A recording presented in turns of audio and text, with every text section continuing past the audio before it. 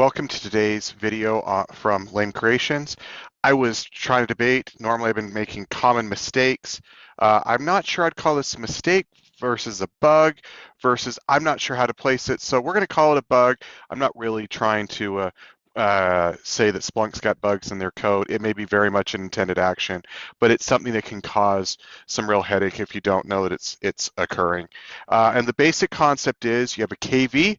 You deploy that KV lookup using a deployment server. So you meet the first step, you have an app, it's got a KV lookup in there and you push it out with a deployment server. Then you go to your client that app has now been pushed to and you add data to the KV lookup.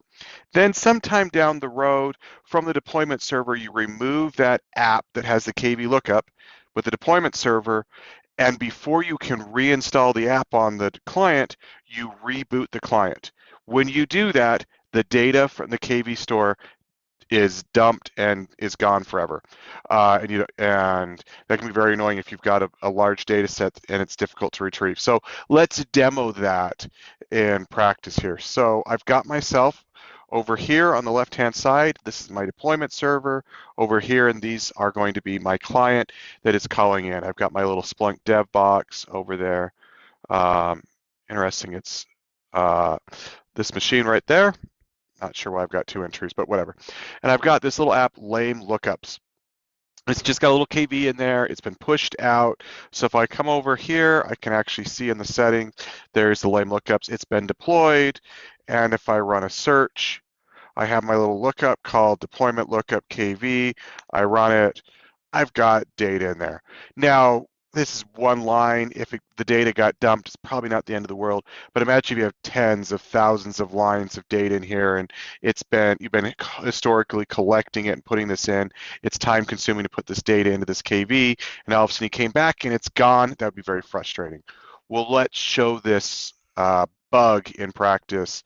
What I'm going to do is I'm going to come over to the server class, and I'm going to edit this. I'm going to remove the app, unselect it, save. This is actually not the worst way of doing it. Sometimes, for example, if you go into apps, you have the ability to set restarts on them, and you can restart Splunk D. Well, sometimes when they come off, they will automatically restart Splunk D, so you've almost started that process. You'll say, well, why would your client get restarted? Well, here's a reason it might. It will restart when it installs, so you could end up pushing another app that restarts Splunk, or maybe as it comes off. I'm not 100% sure. Sometimes it feels like it sometimes does a quasi reboot of Splunk when you remove apps from the deployment server. Don't get me, a lot of this stuff, this is just speculation. I've just seen it, what it does. I can't exactly tell you the reasons that they occur. I just know that they do. All right, so just that's how your client might get rebooted. But we're going to come over here. Yeah, I may end up pausing my video here so that we don't all the time. But anyway, you can see that lame is gone. So I'm just going to come in here and I'm going to do a server controls reboot. If I restart Splunk, all right, so I've got a successful restart. I'll log in. And if I go to my apps, manage apps, and I'm going to come in, there will be no lame here. No surprise. Lame is gone.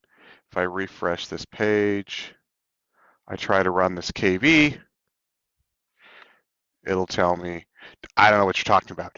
I did a previous video. If I remember, I'll put the link down below so you can see it. But if you're watching this video in the video list, the previous video will have it where, yes, this is gone, but if I go out and I push the app back out, it'll come back. In this situation, it most likely is not. If my bug is working right and I can duplicate the bug, it's not coming back. So I'm going to come back here. I'm going to push this app out.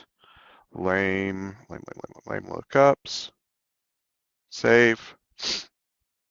So in my common mistakes, the previous video I showed that if you do this, you won't lose the data in your KV. But what I didn't do was reboot the system. This time, as I said, I removed it, then I did a reboot on the system, and that's where problems start to occur.